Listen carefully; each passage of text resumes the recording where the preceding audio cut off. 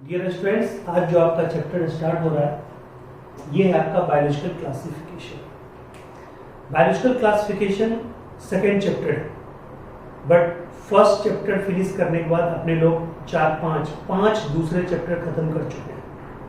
वो क्या क्या था? Cell structure and function, biomolecules, cell division, digestive system and respiratory system. ये 5 बीच में हो चुका। लिविंग वर्ल्ड पहले हो चुका। उसके बाद फिर से हम वापस लौटते हैं किस पे? बायोलॉजिकल क्लासिफिकेशन पे। ये बायोलॉजिकल क्लासिफिकेशन में लिविंग वर्ल्ड को भी आपको लिंक करना पड़ेगा। यानी लिविंग वर्ल्ड जो चैप्टर था उसमें आपने क्लासिफिकेशन के बारे में कुछ कुछ पढ़ा था, उसमें आपने क्लासिफिकेशन करने के तरीके को पढ़ा था, उसमें आपने क्लासिफिकेशन रैंक को पढ़ा था जिसको आपने बोला था टैक्सोन, उसमें आपने हायरार्किकल सिस्टम को पढ़ा था, ठीक है। उसमें आपने पढ़ा था, ठीक है, kingdom, phylum, class, order, family, genus, species, ठीक है, ये सब आपने पढ़ा था, ठीक है। तो सारा का सारा किंगडम हो गया, फाइलम हो गया, ठीक है, क्लास हो गया, ऑर्डर हो गया, फैमिली हो गया, जीनस हो गया, स्पीसीज हो गया। उसी तरह आपने प्लांट के लिए पढ़ा था, किंगडम, डिवीजन, क्लास, ठीक है, ऑर्डर, फैमिली, जीनस, स्पीसीज सब पढ़ा था। ये 7 जो स्टेप उधर था या 7 स्टेप इधर था वो सब टैक्सोन था, और सारे टैक्सोन मिला के एक सिस्टम बनता था, that is called hierarchical system. ये सब कुछ आपने पढ़ा हुआ है।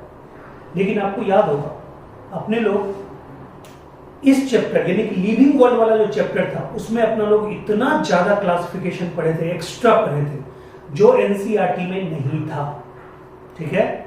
वो सारा कुछ यहाँ पे आपको काम आएगा आज, ठीक है। लेकिन मैं उसको एक बार गो थ्रू हो जाऊंगा। यानी उस चैप्टर का बहुत दिन हो गया, 5-6 चैप्टर, बीच में 5 चैप्टर हो चुका है, तो वो चैप्टर का आपका बहुत दिन हो गया। तो मैं उस चैप्टर में एनसीईआरटी से अलग लगभग 50% चीज बताया था, तो उसको एक बार आपको रिव्यू कर दूंगा। हमने बोला भी था कि ये सारा कुछ सेकेंड चैप्टर में काम आएगा, बायोलॉजिकल क्लासिफिकेशन में काम आएगा, तो मैं उसको थोड़ा सा आपको बता दूं, ठीक है। वैसे तो सबसे पहले क्लासिफिकेशन पे, बायोलॉजिकल क्लासिफिकेशन पे सबसे पहले जो अप्रोच किया था उस साइंटिस्ट का नाम आप लोग सुने होंगे, उनका नाम था एरिस्टोटल। क्या नाम था? एरिस्टोटल, ठीक है। फर्स्ट अप्रोच इन्हीं का था, फर्स्ट अप्रोच इन्हीं का था, ठीक है। फर्स्ट अप्रोच इन्हीं का था, ठीक है। कहता पहला अप्रोच इन्हीं का था, और इन्होंने क्या किया था? प्लांट को, ठीक है, 3 पार्ट में बोला कि 3 तरह के प्लांट होते हैं, हर्ब्स, सर्ब्स और ट्री, ठीक है। कहता हर्ब्स जिसके स्टेम, जिसके ब्रांचेज सब बहुत ही फ्लेसी होता हो, मॉइस्ट होता हो, जो, ठीक है, अर्थ पे ही क्रॉलिंग करता हो, उसको बोलते हैं हर्ब्स। कहता है सर्ब्स, कहता है ये सर्ब्स जो होते हैं इनमें प्रोफ्यूज ब्रांचिंग होती है, ठीक है, बहुत ज्यादा ब्रांचिंग होती है, और ये लंबाई में कहीं भी जा सकते हैं, कितने भी ऊपर जा सकते हैं, जैसे बैम्बू भी सर्ब्स में आता है, ठीक है। और कहता है कि इसमें रिपीटेड ब्रांचिंग होती है, ठीक है, प्रोफ्यूज ब्रांचिंग होती है, ये इसकी पहचान है, ठीक है। और ट्री जिससे मतलब आप कोई भी क्या उसको बोलते हैं, फर्नीचर बना सकते हैं, टिम्बर बना सकते हैं, ठीक है, उसको क्या बोलते हैं? ट्री। तो हर्ब, सर्ब्स, ट्री, ये बात किन्होंने बताई थी? एरिस्टोटल ने बताई थी, ठीक है। एकदम सिंपल वे में बताया था उन्होंने। एनिमल को भी, ठीक है, 2 पार्ट में बांट दिया था, एक with red blood cell, with red blood cell, ठीक है, रेड ब्लड, और एक विदाउट रेड ब्लड, ठीक है। इसको उन्होंने क्या कह दिया था? इनेमा, ठीक है, और इसको कह दिया था एन इनेमा, ठीक है, इनेमा और एन इनेमा, with red blood, without red blood, ये भी बोल दिया था। फिर इन्होंने ही एनिमल को किसमें बांटा? ठीक है, एनिमल को बांटा ओविपेरस, ठीक है, और viviparous. Oviparous egg laying, egg laying, ठीक है, और ये क्या, ठीक है, बेबीपेरस which give birth to child, ठीक है, which give birth to child, ठीक है। तो ये ओविपेरस और विविपेरस, ये बात भी किन्होंने बताया, एरिस्टोटल साहब ने बताया। With red blood without red blood, ये बात भी एरिस्टोटल साहब ने बताया। प्लांट को हर्ब, सर्ब्स और ट्री, इसमें भी मतलब डिवाइड किया गया, ये बात एरिस्टोटल साहब ने बताया। बट ये बात आई गई हो गई, इनके बातों को कोई ऑथेंटिक रूप से, ठीक है, स्थान नहीं दिया। ऐसे इनके बारे में कहा जाता था फादर ऑफ, ठीक है, फादर ऑफ बायोलॉजी, आप जानते होंगे, ठीक है, इन्हीं को कहा जाता है फादर ऑफ, ठीक है, जूलॉजी, ठीक है। और पता ही आपको, इन्होंने बुक भी लिखा था, ठीक है, जो इनका इनिशियल बुक था वो क्या था, ठीक है, हिस्टोरिया एनिमेलिया, हिस्टोरिया एनिमेलिया, ठीक है। तो ये हिस्टोरिया इनका बुक था। क्लियर है पॉइंट? तो ये बात एरिस्टोटल ने बताया था, ये बात आई गई हो गई, ठीक है। इस बात पे बहुत ज्यादा लोगों ने ध्यान नहीं दिया, ठीक है। अब देखिए, इसको मैं मिटाता हूं, आगे बढ़ता हूं, ठीक है। अब देखिए, कहता है कि जो स्टार्टिंग में ऑथेंटिसिटी कहां से आई, ऑथेंटिसिटी आई, ठीक है, लीनियस, जो लीनियस उस समय थे, ठीक है, वही Linnaeus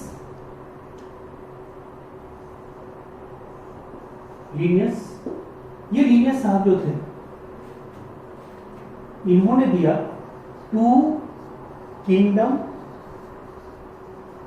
classification system, classification system, 2 kingdom classification system, ठीक है, जिसमें इन्होंने क्या किया, पूरे, ठीक है, लिविंग वर्ल्ड को, ठीक है, 2 ग्रुप में बांट दिया, 2 किंगडम में बांट दिया। एक बोल दिया प्लांटी और एक बोल दिया एनिमल। अब आप सोचिए, ठीक है, पूरे लिविंग वर्ल्ड, आपको पता है टेक्सोनोमिकली जो रिकॉर्ड में है, हमने आपको फर्स्ट लिविंग वर्ल्ड चैप्टर में बताया था, टेक्सोनोमिकली रिकॉर्ड में लगभग 12 lakhs किसकी स्पीसीज है, 12 lakhs किसकी स्पीसीज है, एनिमल स्पीसीज, एनिमल स्पीसीज है। और ठीक है, लगभग 5 lakhs, ठीक है, कौन सी स्पीसीज है, ठीक है, plant species, plant species. Total कितना हमने बताया था, 17 lakhs, ठीक है, टोटल, ठीक है, प्लांट एंड एनिमल, यानी कि 1.7 मिलियन, ठीक है, स्पीसीज है, ठीक है। ये टेक्सोनोमिकली रिकॉर्ड में है, टेक्सोनोमिकली रिकॉर्ड में है, रिकॉर्डेड, ठीक है, ये हमने आपको बताया था। क्लियर है पॉइंट? तो ये 12 लाख एनिमल स्पीसीज, स्पीसीज का मतलब होता है ह्यूमन का एक स्पीसीज, डॉग का एक स्पीसीज, ठीक है, फिर उसके बाद कैट का एक स्पीसीज, ये स्पीसीज हो, यानी कि हम लोग एक स्पीसीज में आते हैं, ठीक है। कॉकरोच एक स्पीसीज है, ठीक है, ग्रास ऊपर एक स्पीसीज है। और जानते हैं कि जो 12 लाख स्पीसीज है, इस 12 लाख स्पीसीज में, ठीक है, 9 लाख तो सिर्फ 9 lakh approx 9 lakhs species only Arthropoda, Arthropoda. ये 9 लाख, यानी कि 9 लाख का मतलब कितना, 75%, यानी 75% ओनली ऑर्थ्रोपोडा। इसलिए ऑर्थ्रोपोडा को हम लोग क्या बोलते हैं, ऑर्थ्रोपोडा को बोलते हैं लार्जेस्ट क्लास, लार्जेस्ट क्लास, ये sorry largest phylum, largest phylum, Arthropoda को बोलते हैं लार्जेस्ट फाइलम। क्लियर है? ऑर्थ्रोपोडा को क्या बोलते हैं, लार्जेस्ट फाइलम। और इसी में जो इंसेक्टा ग्रुप है, जो इंसेक्टा क्लास, इंसेक्टा या हेक्सापोडा, ठीक है, क्लास ऑफ, ठीक है, ऑर्थ्रोपोडा, ठीक है, ये जो है क्लास ऑफ ऑर्थ्रोपोडा, ठीक है, ये जो है कहता है ये है लार्जेस्ट क्लास, लार्जेस्ट क्लास, ठीक है। फिर कहता है अगर हम बात करते हैं ये लार्जेस्ट फाइलम हो गया, ये लार्जेस्ट क्लास हो गया, हमने आपको ये भी बताया हुआ है कि स्मॉलेस्ट फाइलम कौन है, स्मॉलेस्ट फाइलम है आपका पॉरीफेरा, और स्मॉलेस्ट क्लास कौन है, स्मॉलेस्ट क्लास वो है आपका एम्फीबिया, कौन है, एम्फीबिया, ठीक है। अब आप सोच लीजिए, ठीक है। तो ये एनिमल में आपको बताया कि एनिमल में ये डायवर्सिटी है और 12 लाख एनिमल स्पीसीज है और 5 लाख कितने स्पीसीज, 5 लाख किसके हैं, प्लांट स्पीसीज। ये 17 लाख प्लांट और एनिमल स्पीसीज को, ठीक है, ये लीनियस ने क्या किया, 2 ही ग्रुप में बांट कर रख दिया, कौन कौन, प्लांटी और एनिमलिया। ये 2 ग्रुप में मात्र बांटा, 2 ही किंगडम में बांट दिया, किन्होंने, ठीक है, लिविंग वर्ल्ड को किन्होंने बांटा, लीनियस ने, ठीक है। लीनियस ने लिविंग वर्ल्ड को 2 ही ग्रुप में बांट दिया, ठीक है, क्योंकि उनका जो इसको डिवाइड करने का जो तरीका था वो सिर्फ 2 चीजों पर आधारित था, ठीक है। उन्होंने एक लिया था लोकोमोशन और दूसरा लिया था न्यूट्रिशन, लोकोमोशन और न्यूट्रिशन 2 ही चीज उन्होंने लिया था बेसिस में। तो उन्होंने देखा कि जिस ऑर्गेनिज्म में लोकोमोशन हो रहा है, डायरेक्ट जो स्थान चेंज कर रहा है, जो एक जगह से दूसरी जगह जा रहा है, मूवमेंट भी नहीं, लोकोमोशन, मूवमेंट का मतलब एक जगह पे रह के, एक स्थिर जगह पे रह के, मतलब अपने बॉडी पार्ट्स को घुमाना फिरना उनकी नजर में, और लोकोमोशन का मतलब, ठीक है, अपना स्थान चेंज करना, ठीक है। तो उन्होंने कहा कि जो लोकोमोशन कर रहा है उसको हम रखेंगे एनिमेलिया में, जो लोकोमोशन नहीं कर रहा है उसको रखेंगे प्लांटी में।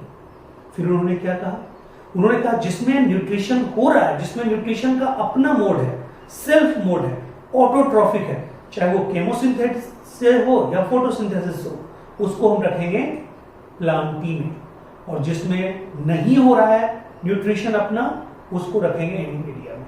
इसलिए उनका चूंकि सोचने का जो बेसिस था, डिवाइड करने का जो बेसिस था, वो मात्र कंस्ट्रक्टेड था, 2 ही पॉइंट पर उन्होंने सोचा, इसलिए पूरे लिविंग सिस्टम को उन्होंने 2 ही किंगडम में बांट दिया, ठीक है। ये बहुत दिनों तक चलता आ रहा था, बहुत दिनों तक चला इनका ये सिस्टम, 2 किंगडम क्लासिफिकेशन सिस्टम बहुत दिनों तक लीनियस का चला। ऐसे में लीनियस साहब क्या थे, फादर ऑफ टेक्सोनोमी थे, फादर ऑफ बाइनोमियल नोमेनक्लेचर थे, तो इनकी बातों को लोग वैल्यू बहुत करता था, इनकी ये बातें बहुत दिनों तक चलती आ रही थी, बट इसके डिमेरिट्स थे, याद रखिएगा, इसके अगर जितना डिमेरिट पे आप ध्यान दीजिएगा उतना ज्यादा कंसेप्ट आगे की चीजों का आएगा। आप जानते हैं केमिस्ट्री में भी, ठीक है, अगर एटॉमिक मॉडल की बात करें तो सबसे पहले किनका मॉडल आया था, सबसे पहले जिनका मॉडल आया था उनका नाम था, ठीक है, डाल्टन साहब, फिर आया, ठीक है, रदरफोर्ड, फिर आया बोर, सब ये सब चला गया, ठीक है, ये कोई भी मॉडल मतलब चल नहीं रहा, फेल हो गया। उसी तरह से ये लीनियस साहब ने दिया 2 किंगडम, इसके बाद 3 किंगडम भी आएगा, 4 किंगडम भी आएगा, ये सब भी चलता चला गया। क्यों, सबके कुछ न कुछ डिमेरिट्स थे। तो पहले तो हम लोग सीक्वेंस में चले कि लीनियस साहब ने जो, ठीक है, 2 किंगडम क्लासिफिकेशन दिया, जिसमें उन्होंने 2 किंगडम बताया, एक प्लांटी एक एनिमेलिया, इसके क्या डिमेरिट थे, ये अभी क्यों नहीं चल रहा है, ये प्रेजेंट टाइम में 5 किंगडम तक क्यों पहुंचा, तो ये बात हमें जानना है, ठीक है। तो जानिए इसके 3 डिमेरिट थे, इसके कितने डिमेरिट थे, 3, A, B, C, इसके डिमेरिट्स, ठीक है। अगर आप डिमेरिट्स जानेंगे, ठीक है, ये 3 डिमेरिट्स। पहला डिमेरिट ये है कि इसमें यूनिसेलुलर, ठीक है, यूनिसेलुलर एंड मल्टीसेलुलर को यूनिसेलुलर और मल्टीसेलुलर को अलग अलग नहीं किया गया, नॉट डिफरेंशिएटेड, ठीक है। यूनिसेलुलर प्लांट को भी इसी में, मल्टीसेलुलर प्लांट को भी इसी में, यूनिसेलुलर एनिमल को भी इसी में, मल्टीसेलुलर एनिमल को भी इसी में, ये इनका डिमेरिट था। दूसरा कहा था प्रोकैरियोटिक एंड यूकैरियोटिक। प्रोकैरियोटिक और यूकैरियोटिक सेल को भी, ठीक है, प्रोकैरियोटिक और यूकैरियोटिक ऑर्गेनिज्म को भी, ठीक है, सेम में ही रखना पड़ता था। प्रोकैरियोटिक प्लांट लाइक ऑर्गेनिज्म को भी इसी में, यूकैरियोटिक को भी इसी में, ठीक है। अब जानते हैं प्रोकैरियोटिक जितना भी होता है लगभग प्लांट की तरह होता है, प्लांट सेल की तरह होता है, क्योंकि उनमें सेल वॉल होता है। उनको प्लांट ही में रख देते थे, जबकि प्रोकैरियोटिक में न्यूक्लियस तक नहीं होता, न्यूक्लियस डेवलप तक नहीं होता, तो उसको भी इसी में रख के पढ़ा गया। और कहता है कि कुछ ऐसे प्लांट भी होते हैं जो हेटेरोट्रॉफिक होते हैं कंप्लीटली, उनमें, ठीक है, उनमें क्या नहीं होता, फोटोसिंथेटिक एपरेटस होता ही नहीं है, उसको भी इसमें रख दिया गया है। यानी कि ऑटोट्रॉफिक और हेटेरोट्रॉफिक, ठीक है। Autotrophic and heterotrophic mode of nutrition is also not differentiated, ठीक है, उसको भी डिफरेंशिएट नहीं किया गया। यानी कि अब बताइए, ठीक है, यानी कि लीनियस के द्वारा, कैरोलस लीनियस साहब के द्वारा दिया गया 2 किंगडम क्लासिफिकेशन सिस्टम के कितने डिमेरिट्स हुए? 3। पहला demerit, unicellular and multicellular are not differentiated.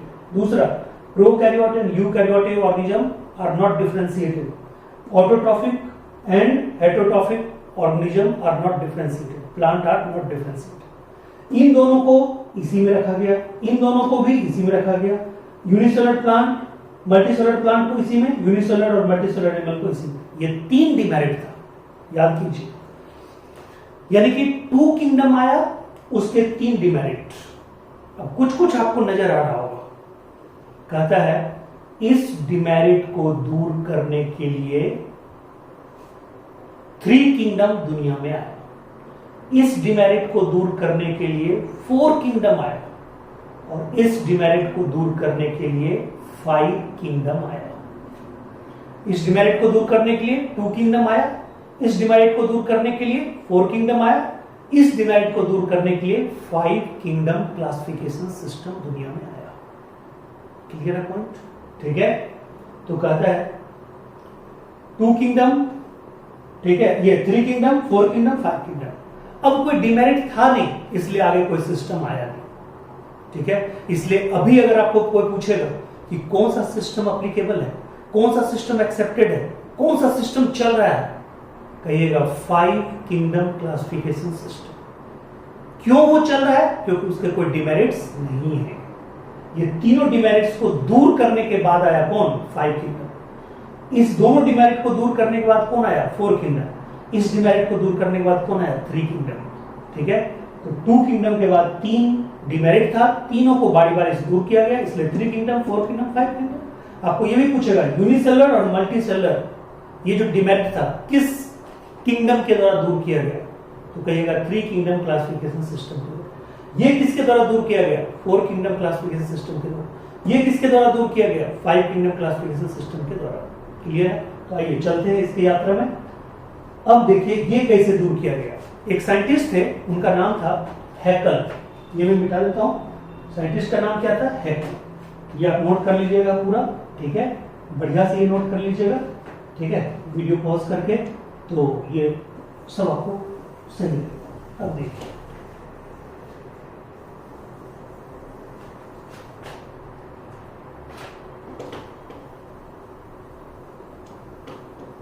अब देखिए, ठीक है, साइंटिस्ट का नाम मैं क्या बता रहा हूं?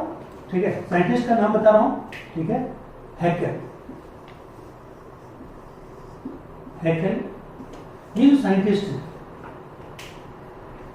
ये जो साइंटिस्ट है हैकेल साहब, इन्होंने क्या किया, हैकेल साहब ने, ठीक है, प्रोटिस्टा टर्म दिया, प्रोटिस्टा टर्म निकाला, किसके लिए, all unicellular plant and animal, all unicellular plant and animal, all unicellular plant and animal, ठीक है, टर्म यूज किया, कौन, प्रोटिस्टा टर्म, इन्होंने हैकेल, ठीक है, और सारे यूनिसेलुलर प्लांट और एनिमल को इन्होंने रख दिया प्रोटिस्टा किंगडम में, और इस तरह इन्होंने क्या दिया, 3 kingdom classification system, 3 kingdom classification system, ठीक है, इन्होंने दिया 3 किंगडम क्लासिफिकेशन सिस्टम, क्लियर है पॉइंट। तो इस आधार पे, यानी कि इसमें कौन सा टर्म जुड़ गया, कौन सा किंगडम जुड़ गया, प्रोटिस्टा, तो देखिए पहला हो गया आप यहाँ पे प्रोटिस्टा किंगडम, ठीक है, दूसरा वही रहा उनका वाला प्लांटी, तीसरा रहा एनिमेलिया, तो बताइए, ठीक है, कितना किंगडम हो गया, 3, यानी कि 3 kingdom classification system was given bye Hückel. Actual में उन्होंने क्या दिया, उन्होंने प्रोटिस्टा टर्म दिया, और प्रोटिस्टा किस डिमेरिट को दूर किया, ऑल यूनिसेलुलर प्लांट एनिमल को किस में रख दिया गया, ठीक है, प्रोटिस्टा में रख दिया, क्लियर है, और मल्टीसेलुलर प्लांट, मतलब मल्टीसेलुलर प्लांट को इसमें और मल्टीसेलुलर एनिमल को इसमें, इनके अकॉर्डिंग, क्लियर है पॉइंट, यानी यूनिसेलुलर प्लांट एनिमल प्रोटिस्टा में, मल्टीसेलुलर प्लांट प्लांटी में, और मल्टीसेलुलर एनिमल किसमें, एनिमेलिया में। अब भी देखिए इस किंगडम का भी ये दोनों डिमेरिट है ही, ठीक है। तो फिर एक साइंटिस्ट है, उनका नाम था कॉपलैंड, क्या नाम था, कॉपलैंड। ये जो कॉपलैंड साहब आए, ध्यान रखिएगा, ये जो कॉपलैंड साहब आए, ये कॉपलैंड क्या है कि ये कॉपलैंड ने एक सिस्टम दिया, उसको बोलते हैं 4 kingdom classification system, 4 kingdom classification system, ठीक है। एक्चुअल में ये भी क्या किए, इनकी तरह एक टर्म दिए मोनेडा, और इन्होंने मोनेडा में क्या कर दिया, ऑल प्रोकैरियोट को अलग कर दिया, ऑल प्रोकैरियोटिक ऑर्गेनिज्म को इन्होंने अलग कर दिया, यानी कि इन्होंने क्या किया, सारे प्रोकैरियोटिक ऑर्गेनिज्म को किस किंगडम में रख दिया, मोनेडा। और अब कितने किंगडम हो गए, 4, कौन कौन हो गए, ठीक है, ये 3 तो था ही, एक हो गया कौन, मोनेडा, यानी कि पहला ये हो गया, दूसरा क्या हो गया, ठीक है, वही रहा प्रोटिस्टा, तीसरा क्या रहा, वही रहा प्लांटी, और चौथा क्या रहा, एनिमेलिया, ठीक है। तो बताइए इनके, ठीक है, खाते में क्या गया, कॉपलैंड साहब के खाते में गया 4 किंगडम क्लासिफिकेशन सिस्टम, जिसके अकॉर्डिंग 4 किंगडम हुआ, कौन कौन, मोनेडा, प्रोटिस्टा, प्लांटी, एनिमेलिया। और मोनेडा क्या किया, ऑल प्रोकैरियोटिक ऑर्गेनिज्म को दूर किया। आपको फर्स्ट लिविंग वर्ल्ड में हमने खूब क्लियर बता रखा है प्रोकैरियोटिक ऑर्गेनिज्म और यूकैरियोटिक ऑर्गेनिज्म में डिफरेंस। तो ये इस चैप्टर के वीडियो को, यानी कि आज जो ये लेक्चर वीडियो आप देखिएगा, उसके पहले आप लिविंग वर्ल्ड के स्टार्टिंग वाला, एनसीईआरटी से पहले वाला जितना भी चीज बताया है, प्लीज आप जरूर देखिएगा, ठीक है। यानी इस चैप्टर में आपको 2 वीडियो जरूर देखना पड़ेगा, एक तो लिविंग वर्ल्ड का वीडियो और दूसरा prokaryotic cell, tricky approach to prokaryotic cell, यानी वो दोनों वीडियो आपको देखना पड़ेगा। मैं एक ऑडियो मैसेज भी इवनिंग में डालूंगा, ठीक है, जिसमें आपसे यही रिक्वेस्ट होगा कि लिविंग वर्ल्ड और tricky approach to prokaryotic cell, ये 2 वीडियो मेरे यूट्यूब चैनल पे होगा, ठीक है, तो उसको जरूर देखना आपको, ठीक है। अगर नहीं देखिएगा तो ये आपका सही चैप्टर नहीं चलेगा, क्योंकि इसमें मतलब कोई अंत ही नहीं है कि आपको कितना पढ़ना है। तो देखिए कॉपलैंड क्या हो गया, 4 किंगडम क्लासिफिकेशन सिस्टम। अब कहता है, ठीक है, अब एक डिमेरिट ही बचा, ये डिमेरिट बचा, कौन सा डिमेरिट बचा, ऑटोट्रॉपिक प्लांट और हेटेरोट्रॉपिक प्लांट। अब आए व्हिटेकर साहब, देखिए व्हिटेकर साहब के लिए हमने जगह छोड़ रखा है, व्हिटेकर साहब अब आए, व्हिटेकर साहब आए। ये जो व्हिटेकर साहब है, ठीक है, स्पेलिंग आप ध्यान रखिएगा, व्हिटेकर साहब, ठीक है, कहीं कहीं गलत हो भी सकता है। व्हिटेकर जो है, ये व्हिटेकर साहब ने क्या किया मालूम है, आर.एच. व्हिटेकर, इन्होंने, ठीक है, जो लिया, पहले तो इन्होंने जानिए, इनमें बहुत चीज क्वेश्चन आएगा। इन्होंने क्या क्या लिया, इन्होंने लिया सेल स्ट्रक्चर, सेल स्ट्रक्चर, इन्होंने लिया थैलस ऑर्गेनाइजेशन, थैलस ऑर्गेनाइजेशन, ठीक है, क्लियर। इन्होंने लिया न्यूट्रिशन,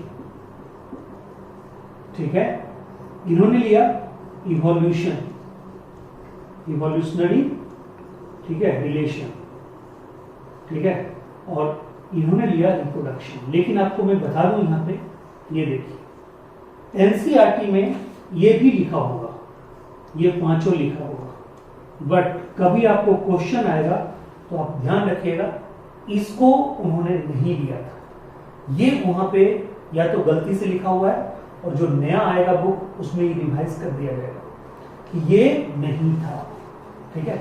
एनसीईआरटी के पैराग्राफ में लिखा हुआ है, जहां आर.एच. व्हिटेकर का नाम लिखा हुआ, वहां पे ये चीज लिखा हुआ रहेगा, ठीक है, यानी कि ये चीज लिखा हुआ रहेगा, बट इसको आपको मानना नहीं है, यही चार चीज मानना है। और इवोल्यूशनरी रिलेशन को क्या लिखा होगा वहां पे, फाइलोजेनेटिक, क्या लिखा रहेगा, फाइलोजेनेटिक, ठीक है।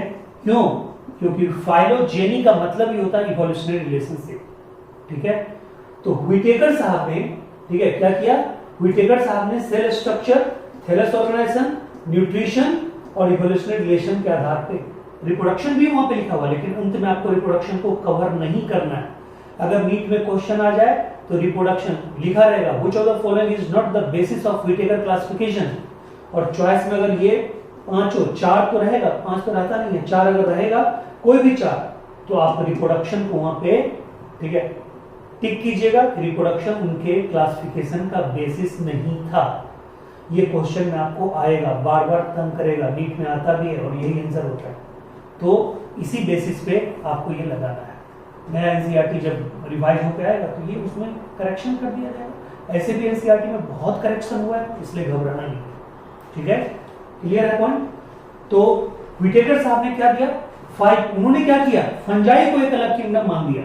तो पहला तो वही रहेगा, कौन, मोनिडा रहेगा इनके अकॉर्डिंग, मोनिडा। दूसरा क्या रहेगा, प्रोटिस्टा ही रहेगा, और तीसरा क्या रहेगा, फंजाई। इन्होंने इंट्रोड्यूस कर दिया, फंजाई को अलग किंगडम के रूप में इन्होंने क्या किया, इंट्रोड्यूस कर दिया, इन्होंने व्हिटेकर ने। और उसके बाद चौथा वही रहेगा, कौन, प्लांटी, और पांचवा भी वही रहेगा, कौन, एनिमेलिया, ठीक है। तो बताइए, इस तरह से इन्होंने क्या दिया, इस तरह से इन्होंने 5 किंगडम दिया, ठीक है। कौन कौन दिया, मोनिडा, प्रोटिस्टा, फंजाई, प्लांटी और एनिमेलिया। ये 5 किंगडम, ठीक है, उन्होंने यूज किया, किन्होंने, व्हिटेकर साहब ने, और इसलिए उनके नाम को डेडिकेट होता है 5 kingdom classification was given by R H. Whittaker. ये सबसे लेटेस्ट मॉडल है, सबसे एक्सेप्टेड मॉडल है क्लासिफिकेशन सिस्टम का, और इसका कोई डिमेरिट नहीं है। बट मैं बार बार बोलता हूं, इनको इन्होंने जिस बेसिस पे दिया, उन्होंने ये बेसिस लिया, cell structure, thallus organisation, nutrition, evolutionary relation और रिप्रोडक्शन लिखा हुआ है, बट रिप्रोडक्शन आपको मानना नहीं है। क्लियर है पॉइंट, ठीक है। तो ये है पूरा का पूरा, और इसको पूरा का पूरा आप नोट कीजिए, यानी कि इस अभी तक के लेक्चर में आपको इसमें हुआ है, इसमें जो अभी तक, अब इसमें और बताना है, लेकिन इसमें हुआ है 2 kingdom classification system, 3 kingdom, 4 kingdom, 5 kingdom, और 5 किंगडम में आप देख रहे हैं कोई डिमेरिट नहीं बचा, इसलिए आगे जाके यही सिस्टम क्या हुआ, यही सिस्टम चला। क्लियर है पॉइंट। अभी इसमें मैं आपको कुछ अलग से एक्स्ट्रा पॉइंट बताने जा रहा हूं जो एनसीईआरटी में नहीं है, ठीक है। चलिए आगे।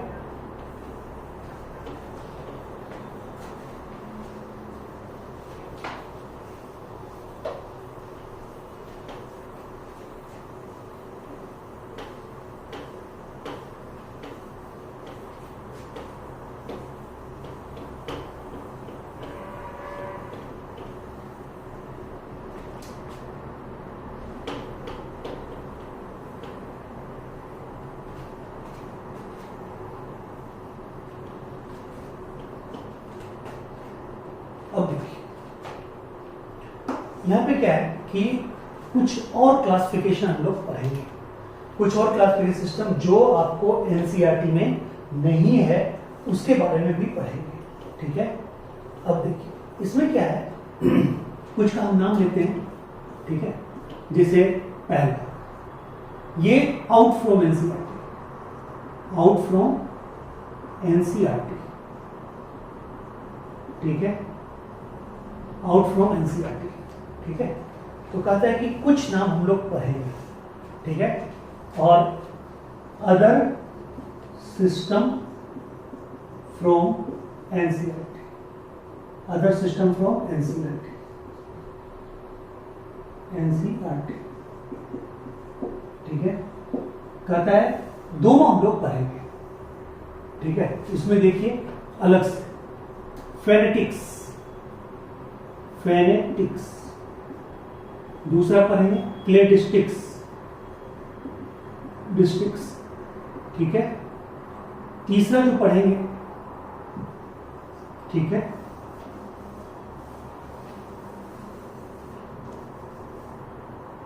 आर्टिफिशियल, ठीक है। ये हालांकि इसमें भी कुछ दिया है, ठीक है, मतलब आर्टिफिशियल, फिर उसके बाद नेचुरल, नेचुरल, फाइलोजेनेटिक, फाइलोजेनेटिक, ठीक है। हम यहाँ पे एक दो टर्म इसके बारे में भी चर्चा कुछ कुछ है, पूरा नहीं है, तो चलिए इसको भी हम इसी में कंसिडर आपको कर देते हैं, ठीक है। आर्टिफिशियल, ठीक है, न्यूमेरिकल, ठीक है, साइटोटेक्सोनॉमी, ठीक है, केमोटेक्सोनॉमी, ठीक है। ये सब एनसीईआरटी में कहीं न कहीं दिया हुआ है, ठीक है। इधर हम लोग अल्फा टेक्सोनॉमी, ठीक है, उसके बाद हम लोग पढ़ेंगे बीटा टेक्सोनॉमी, ठीक है, उसके बाद पढ़ेंगे ओमेगा टेक्सोनॉमी, ओमेगा टेक्सोनॉमी। बस एक एक लाइन का आपको परेशान नहीं होना है, ठीक है। Alpha taxonomy, beta taxonomy, omega taxonomy, ठीक है, और कुछ हम लोग टर्म भी देखेंगे, ठीक है। तो बाकी 2 किंगडम, 3 किंगडम, 4 किंगडम, 5 किंगडम बता ही दिए। तो इसके अलावा हम लोग क्या देखेंगे, एक कैरियो टेक्सोनॉमी, कैरियो टेक्सोनॉमी, ठीक है। एक देखेंगे नियो सिस्टमैटिक्स, नियो सिस्टमैटिक्स, एक देखेंगे नियो सिस्टमैटिक्स। Clear point? चलिए, और दो टर्म देखेंगे, एक फाइलोजेनी और एक ओंटोजेनी। ये टर्म भी हम लोग देखेंगे, ठीक है। फाइलोजेनी और ओंटोजेनी, ये टर्म भी हम लोग देखेंगे। क्लियर है पॉइंट? अब देखिए, ठीक, ये कुछ नहीं है, ये इतना टर्मिनोलॉजी देख के आपको परेशान नहीं होना है। आपने जो मेन चीज था वो समझ लिए, 2 किंगडम, 3 किंगडम, 4 किंगडम, 5 किंगडम, ये तो बस 2-2, 3-3 लाइन का है। सबसे पहला ये इसमें आर्टिफिशियल क्लासिफिकेशन सिस्टम, ये दिया था लीनियस में, ठीक है। कुछ के साइंटिस्ट का नाम आपको याद रखना है, सबका नहीं, ठीक है। लीनियस साहब ने दिया था, ये दिया था इंगलर, इंगलर एंड प्राउड, ठीक है, इंगलर एंड प्राउड। इसके बारे में कंफर्म नहीं होता, बट सपोर्ट जिस साइंटिस्ट ने किया उन्हीं को क्रेडिट बाद में जाता है, बेंथम एंड हुकर ने, ठीक है, बेंथम एंड हुकर ने, ठीक है। अब देखिए, इस सब का कोई बेसिस नहीं है, तो चलिए मैं आपको बताना शुरू करता हूं। आर्टिफिशियल, अगर आपको कोई पूछे what is artificial classification system, आप सीधे क्या बोलिएगा मालूम? अगर कोई सिस्टम क्लासिफिकेशन का बेसिस अगर किसी प्लांट का सुपरफिशियल कैरेक्टर हो, एक या दो, मान लीजिए फ्लावर आपने लिया, ठीक है, फ्लावर लिया, फ्लावर में आपने सिर्फ स्टामेन को कंसीडर किया, अगर एस्टामिन है तो एस्टामिनेट फ्लावर, अगर एस्टामिन नहीं है, पिस्टिल है, तो उसको कहेंगे पिस्टिलेट फ्लावर। इन एस्टामिनेट फ्लावर, पिस्टिलेट फ्लावर, ये आपने बोल दिया। इन एस्टामिनेट फ्लावर, पिस्टिलेट फ्लावर, ठीक है। यानी कि एक ही कैरेक्टर आपने लिया, एक रिप्रोडक्टिव पार्ट लिया, सिर्फ 1 या 2 सुपरफिशियल कैरेक्टर के को कंसीडर करके अगर आप क्लासिफिकेशन करते हैं, that is called artificial classification system. और अगर इसका ठीक उल्टा, अगर आप बहुत ज्यादा 3, 4, 5 कैरेक्टर को लेके क्लासिफिकेशन करते हैं, that is called natural classification system. यानी 1 और 2 मॉर्फोलॉजिकल कैरेक्टर के आधार पे करते हैं तो आर्टिफिशियल। मोर देन 2, 3, 4, 5 उसमें मॉर्फोलॉजिकल भी हो, उसमें एनाटॉमिकल कैरेक्टर भी हो, तब उसको क्या बोलेंगे? Natural classification system. क्लियर, याद रखिए। अब आइए फाइलोजेनेटिक। अगर इवोल्यूशन हो बेसिस, क्लासिफिकेशन का बेसिस अगर क्या हो? इवोल्यूशन हो। क्लासिफिकेशन का बेसिस क्या हो? इवोल्यूशन हो। क्लासिफिकेशन का बेसिस इवोल्यूशन हो। इसमें हमने क्या बताया? ओनली 1 और मैक्सिमम 2, ठीक है। ओनली 1 और मैक्सिमम 2 सुपरफिशियल मॉर्फोलॉजिकल कैरेक्टर, ठीक है। ओनली 1 और मैक्सिमम 2 सुपरफिशियल मॉर्फोलॉजिकल कैरेक्टर इसमें। और इसमें आप क्या बोलिएगा? ठीक है, मोर देन 2, ठीक है, मॉर्फोलॉजिकल एंड एनाटॉमिकल कैरेक्टर, ठीक है। जिसमें मॉर्फोलॉजिकल भी हो, एनाटॉमिकल कैरेक्टर भी हो, 2 से ज्यादा हो, उसके आधार पर अगर करेंगे तो नेचुरल सिस्टम ऑफ क्लासिफिकेशन। अगर एक ही हो या मैक्सिमम 2 हो तो क्या बोलेंगे? Artificial classification system given by Linnaeus.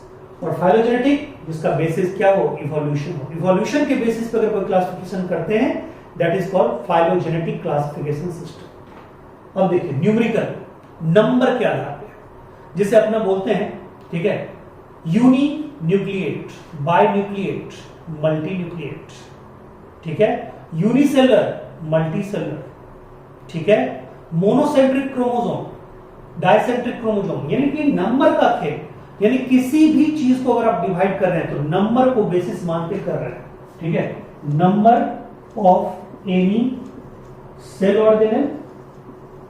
Organelle, ठीक है, और ठीक है, सेल और एनी स्ट्रक्चर, ठीक है, उसको हम लोग क्या बोलेंगे? Numerical taxonomy. Cytotaxonomy, cellular structure के आधार पर, सेलुलर स्ट्रक्चर के आधार पर बेसिस, जिसे आप बोलते हैं प्रोकैरियोट, यूकैरियोट। प्रोकैरियोट में, ठीक है, मतलब cellular structure nucleus is not developed fully, उसमें डेवलप्ड, ठीक है। साइटोटेक्सोनॉमी बोलते हैं कि सेल डिवीजन के आधार पर बोलते हैं यूनिपोटेंट, प्लूरोपोटेंट, टोटीपोटेंट, ठीक है, ये सेल डिवीजन के आधार पर बोलते हैं। तो ये सब केमोटेक्सोनॉमी, केमिकल बेसिस पे, जैसे हम लोग बोलते हैं, ठीक है, तो इंजाइम प्रोड्यूसिंग सेल, ठीक है, enzyme producing cell, fat producing cell, ठीक है, ये सब बोलते हैं। यानी कि cell abundant with fat, adipose tissues का सेल, एडिपोसाइट्स, ठीक है, cell present with abundant with enzyme, जो भी इंजाइमेटिक सेक्रेटरी सेल है वो सब, तो इनके बेसिस पे हो गया, ठीक है, केमिकल बेसिस। और ये फाइलोजेनी और ओंटोजेनी, ये फाइलोजेनी का मतलब होता है इवोल्यूशनरी हिस्ट्री,